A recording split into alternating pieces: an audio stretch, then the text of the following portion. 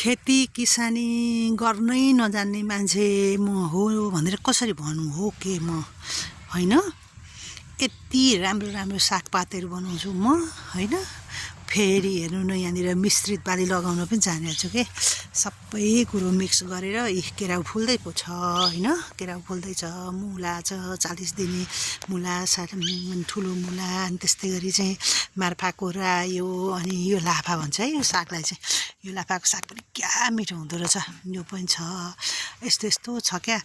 अनिखेर चाहिँ जान्दछु म, नजान्ने भनेर हुँदैन क्या हैन। किसानको छोरी हो। फेरि मेरो पढाइ पनि अप्सनल सब्जेक्ट नै कृषि हो नि त हैन। अप्सनल सब्जेक्ट कृषि 2 वर्ष पढेको।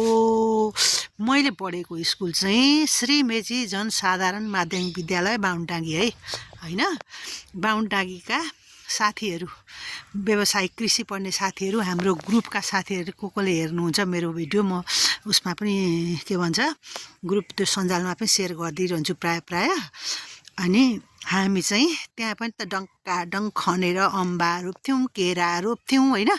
राम्रो राम्रो हुन्थ्यो बिरुवा, आफूले रोपेको आफूले पानी हाल्थ्यौँ, उत्साहपूर्वक गर्थ्यौँ के खेती।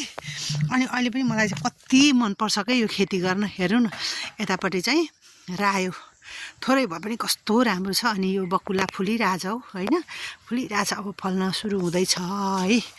अनि धेरै कुरो गर्ने छुट्दै छ के ममा चाहिँ, छुट्दै जागेर आउँछ। यस्तो यस्तो कामहरू गरिरहन्छु। अनि यहाँनिर बेसार पनि काटेर सुकाइसकेको छ हैन, खनेर। अब बेसार यता भयो है। अब एउटा बारीको पाटो टन्नै धनियाँ मिश्रित बारी पनि जाने छ नि त गर्न। धनियाँ र केराउ छ, केराउको साग खान पनि मिलो हैन, फेरि फल्छ पनि।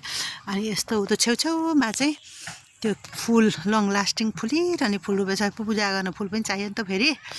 अनि यस्तरी गरेर गर्ने चलन छ।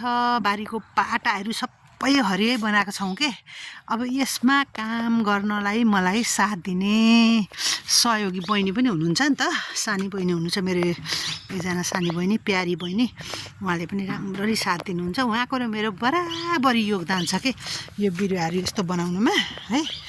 अब मिश्रित बाली, त्यस्तै गरी यहाँ मिश्रित गुन्द्रुक के कति अम्लो रहेछ के। आज चाहिँ अब खाइनँ मैले, यो निकालेको बेलामा अस्ति चाहिँ हामीले खाएको थियौँ, साह्रै मिठो के। यो तोरी र रायोको गुन्द्रुक हो यो चाहिँ। अब यो चाहिँ मुला अनि उसको साग गुन्द्रुक हाल्न ठिक्क पार्दैछौँ है। अब त्यस्तै गरेर अब मेथी छ नि, मेथी फेरि क्याल्सियम प्रशस्त पाइने मेथीको साग पनि यहाँनिर छरेको छ। हेर्नु न यी मेथीमा प्रशस्त क्याल्सियम पाइन्छ। 3वटा बारी पाटामा 3वटा पाटा यहाँ उम्रिँदैछ है, झुपुक्क।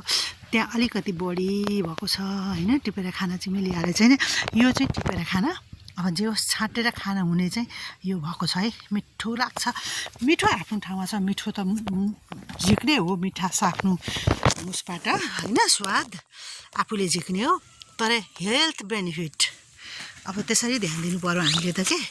अनि खाने हजुरहरू पनि के गर्नुहुन्छ, हरियो परियो खाना जोड गर्नुहोस्, आफै रोप्नुहोस्, अर्ग्यानिक खानुहोस् हैन। कसरी गर्नुहुन्छ अनि हामीलाई पनि सेयर गर्नुहोस् है। म पनि हजुरहरूलाई यस्तो कुराहरू सेयर गरिरहन्छु। इजी पो छ त, सजिलो छ त, ओके छ त।